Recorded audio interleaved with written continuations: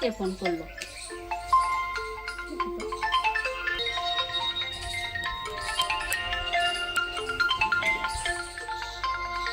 যে তোমার ফোন আইছে, নাও। ফোন আইছে, তুমি ধরতে পেলে না? আমি এখানে কাজ করতেছি। দেও। নাও। হ্যালো, কিডা মামিমা? না না না না না না, আমি যাতে পারবো না। বাড়ি আমার গরু, ছাগল, হাঁস, মুরগি, ঘোড়া, ভেড়া, ছাগল, মোষ, চাওয়াল মাইয়ে আগে থুয়ে যদি আমি যাই তো আগে দেখবে না কিনা।